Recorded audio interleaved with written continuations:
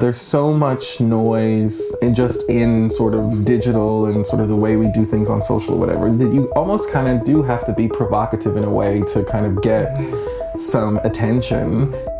Our culture provides sources of content for advertising. If we get to a certain level, then we won't even need that anymore, right? It'll just be the norm is diversity versus something that's like exceptional. And advertising shapes our cultural values. Welcome to the Mad Culture Podcast. On Mad Culture, we explore the intersection between advertising, marketing, and of course, culture, because there's always a constant interaction between the three.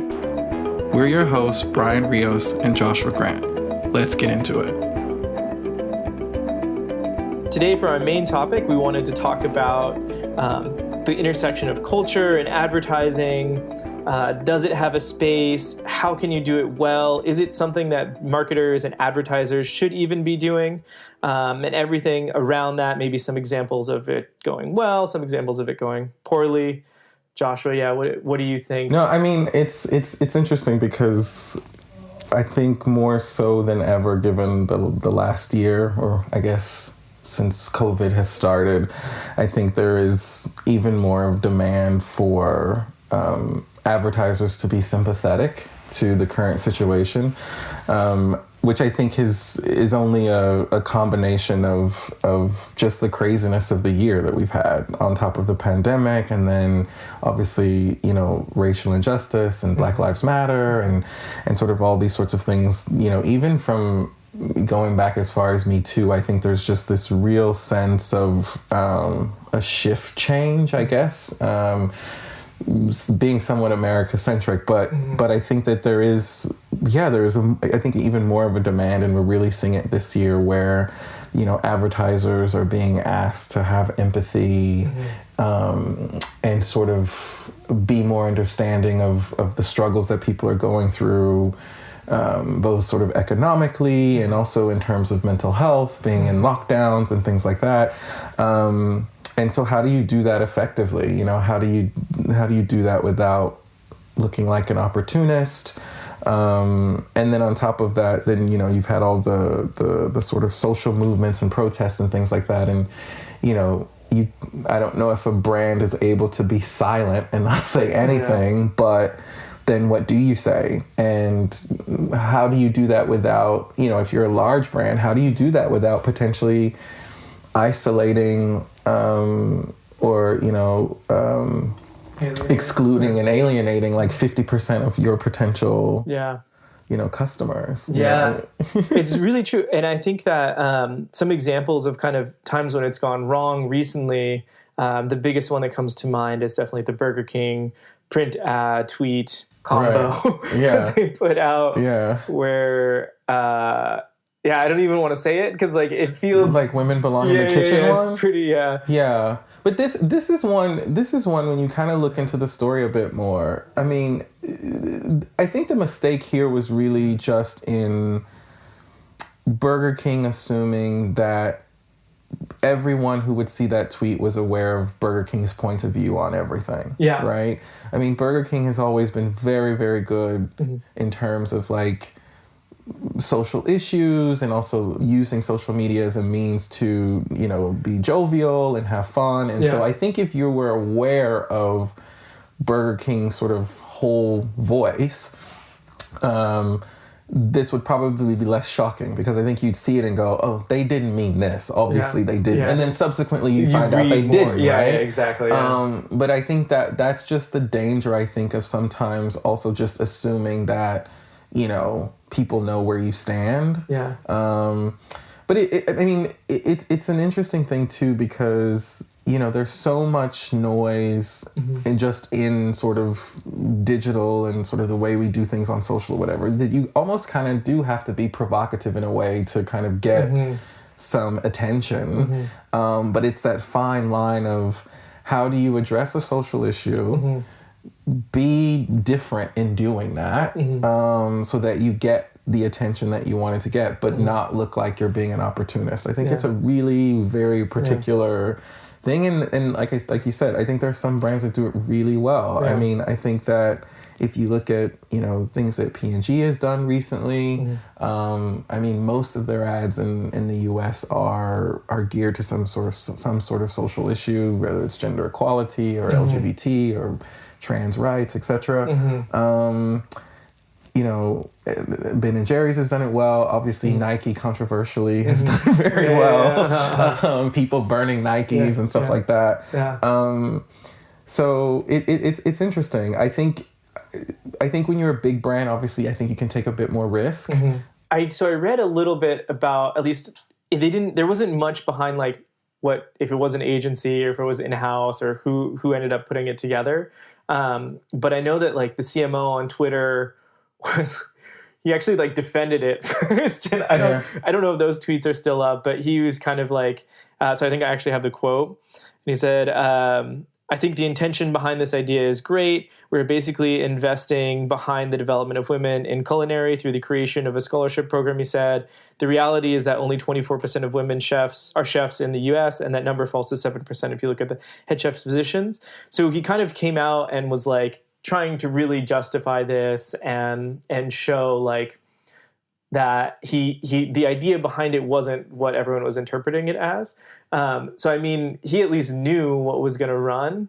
And I think from my perspective, the thing that kind of got me about this specifically was that it doesn't really present like a new take. Also, I think like on Women's Day specifically, if you're going to use something that's like provocative, I think you got to like take the temperature of the room a little bit. It's been a tough year. Right. I don't know. And like you were kind of saying, like, I don't know that enough people would even know the brand's voice and then be able to interpret that in a different way. Like, and it's funny because I think Twitter is also probably like not the arena to do that. Not to test out if people know that you're, bigot or not. Like people just retweet and comment on that retweet. And so fast. There's no context. Like you just see that one tweet and it's like, yeah, maybe it would lead people to like investigate further, but like what percent? There's a huge fall off of the people who are just going to see it versus the people who actually investigate further. And so for me, I think it was definitely a miss, but I think that the core idea and what they're trying to do, obviously they're trying to push these issues to the forefront. Maybe there was a better way to say that wasn't just directly lifting that phrase. Like maybe they could have put a unique kind of spin on it or something. No, I agree. I mean, I think, it's first of all, I think, when we're talking about like why brands should do this, there's been a number of different studies recently that talk about this or sort of brands' involvement in social issues. Because I think it's something that not only consumers expect, but also I think as advertisers and marketers, we're trying to sort of figure this out as well. Like, is this just a trend? Is this something that we should be looking into, advising, if you work at an agency, is this something that we should, be pushing more to our clients to kind of push them to do more compelling content? And so there was actually a Kantar study that came out last year, like in the midst of, I think, all of the Black Lives Matter things that were going on in the States. And so this is obviously specifically for the US, but in the US, 68% of consumers expect brands to be clear with their values. And what's interesting is that number actually goes up depending on the consumer's ethnicity or if they're part of a minority group. So if you take sort of overall 68% of Americans, but then it goes up to 69% if you're Hispanic, it goes up to 71% if you're LGBTQ+, it goes up to 79% if you're Asian American, which is quite interesting given all of the sort of Stop Asian Hate things that we have going on now. Sure.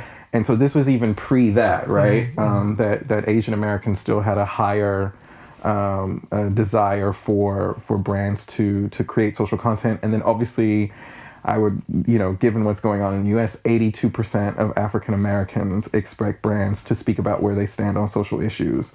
And then it also, the number sort of changes based on sort of generational demographics. So 42% of Gen Z totally makes sense.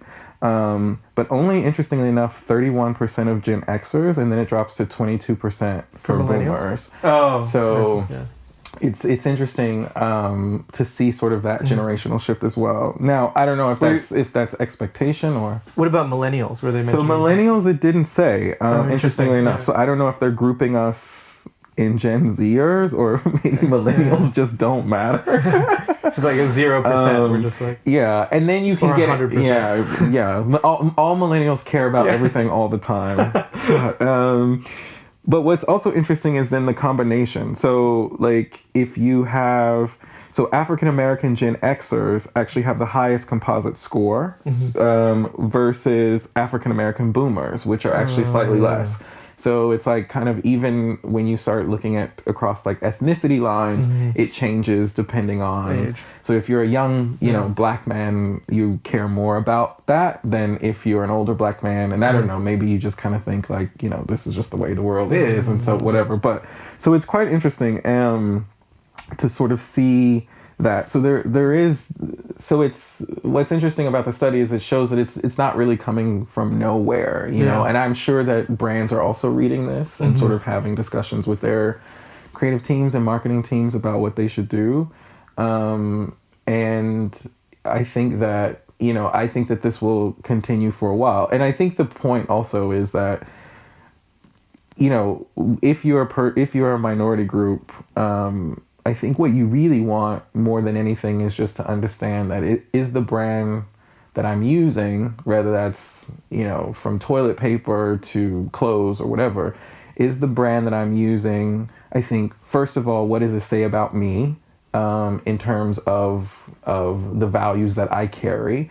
And then also, I want to ensure that this brand, that my money, so if I'm using my consumer dollars to show my values, I want to make sure that the brand that I buy is not either contributing or financing or doing types of programs and things that are going to harm me and my community. But also I want to make sure and make it clear to everyone that by using this brand or not using this brand, that this is a reflection of my values. And so I think it's quite interesting. The other thing is there was a recent study done in the UK where it's still people care about social issues and brand values, but in the UK it was slightly higher. Also, the concern about the quality of the product.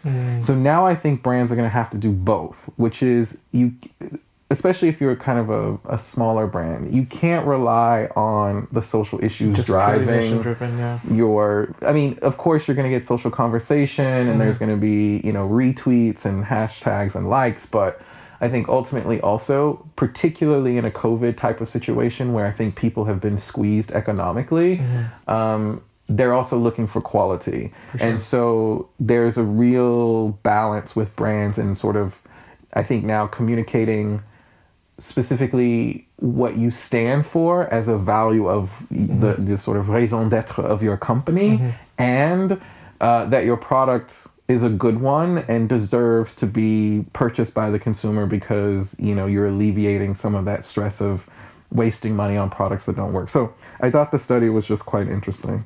Yeah, super interesting. Toms would not be able to make it into this market, basically. Yeah, I mean, because Toms were... What? Why are you saying that? Because of the quality? Yeah, I just felt like Tom's quality... Like, my pair did not last long. I had, like, one blue pair. Yeah, yeah. I mean, that's the thing, too. It's like... Tom's is a perfect example of, I think, a really great intention, a really great story, a really great sort of existence or a reason of existence behind the brand, that just the product they sold just became less interesting. And also just kind of, I'm going to pay all this money for these basically glorified slippers, which I love, by the way. But it also, I think the other thing with Tom's is, and I don't know, I mean, this is just my opinion, so I don't want people to come at me, but Tom's also, it was philanthropy in kind of a very elitist way, because it was so, the shoes were, if you walked around the city, people wearing Toms were, hipsters and yuppies and people who had the money to spend on those types of shoes. And so it was this weird balance where I'm not saying that Toms was not authentic, but it was, I think the level of sort of brand appreciation, or not brand appreciation, that's honestly, I think the level of authenticity around brands getting involved in social issues, I think it has become very much focused on domestic, as opposed to what I think Tom's represented was like telescopic philanthropy, right? I'm going to do this and then kids in Africa are going to get a pair of shoes. And I think if you look at kind of the social issues now, it's very much about dealing with the issues in your country, right? Whether that's the US, whether that's Japan, what you're seeing in terms of Japan in of itself slowly moving towards, ads having more context than just like 15 seconds of like, this is the product and this is what it does and you should buy it, right? From the Nike commercial to recent commercial that was released by Pantene. That dealt with trans issues. So I think that's what you're kind of seeing is brands should focus less on, and it's unfortunate to say because I do think there's a place for both. I think there's a place for helping people and being very cosmopolitan around wanting to have and help people beyond your borders. But I think there's recently, because I think people are again really suffering domestically because of COVID. I think that racial injustice and social issues and LGBT issues and gender equality issues, they're all very specific to where a particular country is at that moment. That I think that's what you see more of is sort of not only brands needing to take up social issues, but focused on what is the brand focused on in that particular area or in that particular country or society. And how what's their sort of point of view on that, which I think is interesting. When I was growing up, ChickFilA was and their chicken is so good. It's so good. So good. I know so exactly. Good. Yeah. And I remember they were in the mall and they were closed on Wednesdays and Sundays, and I never really kind of understood. And then later, subsequently, as I got older, someone was like, "Oh yeah, because ChickFilA is a very religious company and very Christian company." And then what happened is as you started to realize what had happened, what was going on and the comments that were said by the CEO at the time. Yeah. And, I remember actively deciding I won't buy ChickFilA because I just thought, why would I give money to a company that doesn't, support me? And it's weird, this question of support too, because I don't necessarily mean that they have to support and give money to causes, but don't give money against me. You know what I mean? You can be neutral. I have no problem with a brand being neutral. And it's look, this isn't our place. We're just trying to sell you sheets. We don't know. We don't know who you sleep with on those sheets is your own business. We're just neutral. But if you're actively giving money to organizations that are trying to do something in opposition to that, I think that's where it gets a bit tricky. But it's so interesting too, because I totally feel you on the ChickFilA thing, and even this is a bit of a tangent, but even when one of my favorite musicians got canceled. And it's a band I grew up listening to. And when it happened, it was tough because it felt like if I continue to support them and listen to them, what does that really say about me as a person? Yeah. And what is if even just listening to them, people are well, you can stream their albums or whatever, but I'm still giving them money, in some indirect way. So I'm supporting this abuser or something like that. And so it's well, and that's, I mean, that's, sometimes I have to admit, sometimes I hate when I hear things like diversity. We need more diversity in the office. And you're oh, so that means you just need to go find some people of color to sprinkle in the office, right? Take some pictures. Yeah, let's take some pictures. Well, because it gives this sense that there is a normal and then there is diverse, right? Oh, this is the normal way, and then like this is diverse. And actually, all it should be for me, I feel like, is that your company should be reflective of the way the world is, and the world is diverse. But the reason I say that is, one of the arguments that was made toward like when the I guess one of the biggest sort of blunders in this area was the Kendall Jenner Pepsi commercial, right? And so that was something that was, a creative idea that was in-house, that was done completely within Pepsi. And again, I don't know if there were different people in the room or who was in the room, but one of the arguments for diversity, I think, is not necessarily diversity of people, but diversity of thought. For sure. That there should be someone in a room that's, you show this to people and someone goes, I get what you're trying to do here, but maybe someone could take this a certain way. Yeah. Again, I don't think that when brands are doing this, they're intentionally trying to offend people. I don't think that any brand goes out with the idea of offending, but I think they just tend to make mistakes. Because there isn't sort of a second set of eyes or a red team that can sort of view that through a different lens. And for example, Dove, who has done really great work in this space in terms of what's beautiful and sort of focused a lot on, beauty is on the inside and outside. They've stepped in it before with sort of ads that they've had where they've had to come back and apologize. And again, if you look at similar to, what we were discussing earlier with Burger King, I mean, if you look at, if you know a company, like if you could take a company's entire advertising over the last couple years or social media voice or whatever and look at it, I think, in the case of this Dove commercial, well, let me just set up the Dove commercial first. So, it was back in 2017, and there was basically a commercial about a shower gel. And essentially what it was there was a series of women with different skin tones taking off a shirt that was roughly the same tone. And it was talking about basically like sort of cleanliness.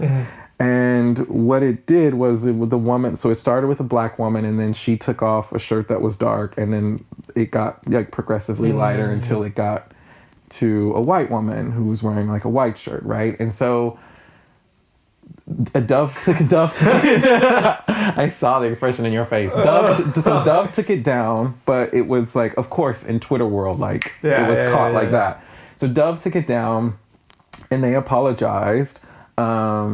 And they were just like, we messed up here. We didn't, again, I don't think they intended to offend anyone. I think they were literally just sort of subconsciously just sort of thinking about it or just sort of running that commercial. But yeah, it was offensive because the idea was, cleaner skin is whiter skin. Why couldn't it have gone the other way? Right. And, I've seen commercials about skin color that are like blatantly racist. I'll never forget there is I will send you the link after. There is a Chinese commercial for a laundry detergent. It's one of the racist commercials I've ever seen in my life.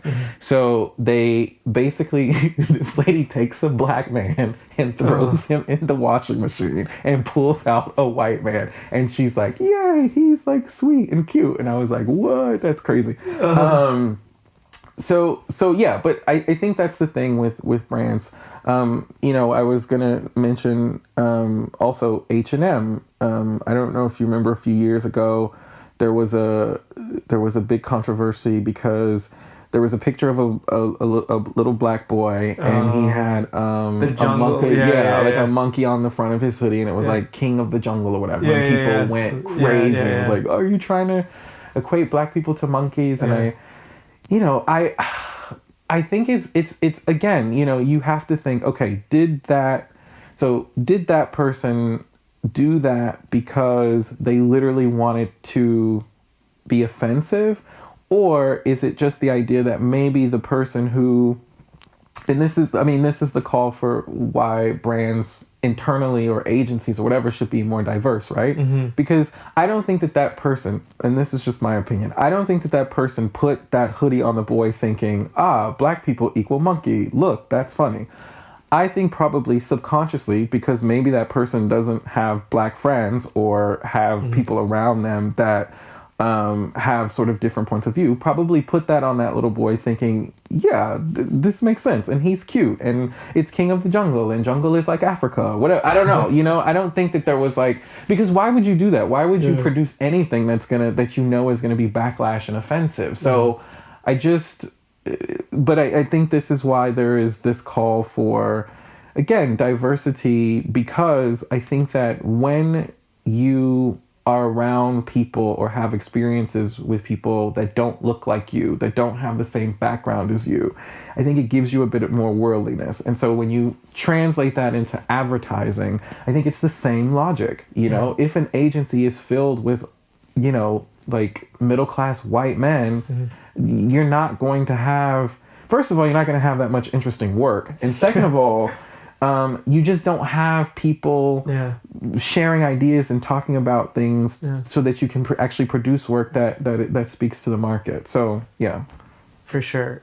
Something that I want to talk about, it's a little bit of a tangent, but sometimes there's like, I feel like even if there is diversity, I feel like that the power balance can almost affect, like, even if there was someone who was working in H&M that was black or POC and like saw that, and like there's almost like a pressure that at least I've experienced, to where like if you're in a room and there's like a slightly racist joke and you're kind of the butt of the joke, you kind of just have to like play along a little bit and like just kind of like laugh with everybody, even if you're like, ooh, like that was probably not really okay.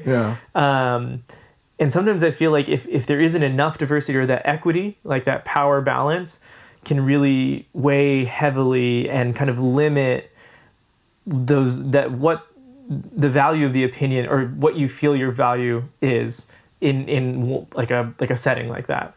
And so I think things can get kind of approved or run through and all the way out the door to being on Twitter or being online.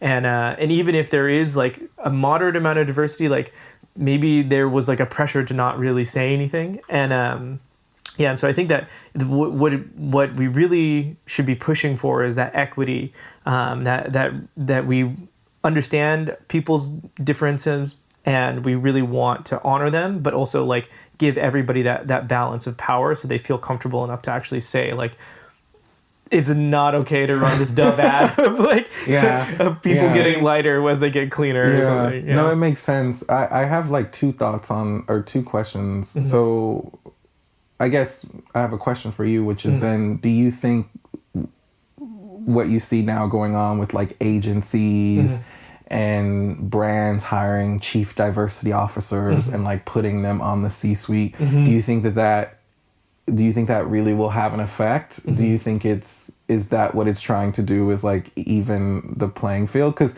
that could be, I don't know if that, depending on the roles of these chief diversity officers, is that like, is their job to fill the office with, from an HR perspective, to fill the office with people from varying backgrounds and colors and thoughts. And again, I don't think it's just like a color thing. I don't think it means like we need 6 black people, 4 Latino people, 4 women, 2 people that have learning disabilities, 1 person that's poor, 2 people that are rich. Like I hope that that's not what, because that would be a disaster. But do you think that that's what this is trying to solve for, is that equity in terms of giving opinions? Like, do you think all creative will go through the chief diversity officer first? I think it definitely helps. I think taking like an example in Japan of a company that I think is doing it well is Medicati. Like, I feel like they have, we actually worked with Hirona, who is, I think, the lead for the diversity and inclusion team there. Has done a really good job, and she's like amazing. And I think that just having that as a focus, although I think it can feel kind of like how do you say, like tokenizing a little bit, where it's like, oh, like if you're hosting like a DJ night, you're like, this is the women's DJ night. And it's kind of like, okay, well, you're still separating them from like they're not the real DJs, it's the women's DJ night. And so it's like a little bit, it can be a little bit tokenizing. It can diminish the effect. But I think that just having that forward thinking baked into a company's culture, even here, even at Wahl+Case, actually, I think that we're not the best, but we're really trying, and it is a focus of our company to be more progressive and hire people from diverse backgrounds. And like we have like, I think at one point it was like 24 different nationalities like working here. And we really want people to have that equity and have that feel valued, that they can, and comfortable enough to like share their opinion if we're doing something wrong, if we're doing something right. And so I think that just having that focus, even if it feels like it's kind of tokenizing, I think that it's valuable enough to where, because it gives people more of a comfortability to actually speak up. Yeah. So I do think it's valuable. Yeah. I don't know what the long-term effect is going to be. I mean, hopefully it's one of those positions almost that like in like hundreds of years, maybe, I don't know, but like if we get to a certain level, then we won't even need that anymore, right? It'll just be the norm is diversity versus something that's like exceptional. But yeah, no, I mean, I hear you. I think hopefully that will help. And then I also think that, you know, one of the things that I really try to do, obviously in Japan, it's slightly different, right? Because when it comes to diversity, obviously, just because Japan is homogeneous, you just don't have a lot of that. And I think that, you know, whether it's in Japan or when I see ads, I always also try to understand and sort of articulate why something offends me or doesn't offend me. I do think that, and I hope I don't get canceled, I do think that we can be a bit overly sensitive, but I think the sensitivity comes from so many previous kind of brands missing the mark, right? And so I think as brands get more comfortable and sort of find their footing in this world of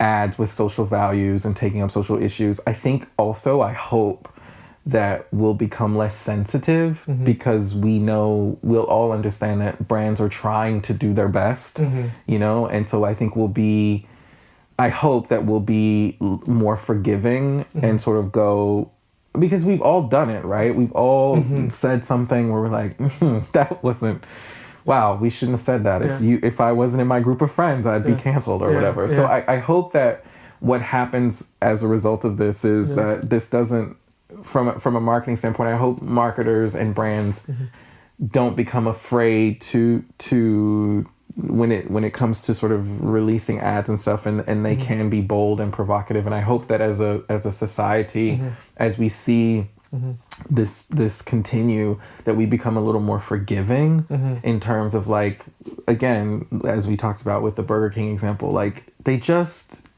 was a delivery miss. It wasn't that Burger King was intending to say anything harmful. I think even in the Dove scenario, it wasn't, I don't think they intended, I mean, they came right out and apologized. I don't think they intended to do that. And so I hope that we get a little more patient with each other from advertiser to consumer as we start to figure this out. Thank you for listening. We are always looking for feedback or questions. Please feel free to send them to b.rios@wallandcase.com. Again, that's b.rios@wallandcase.com.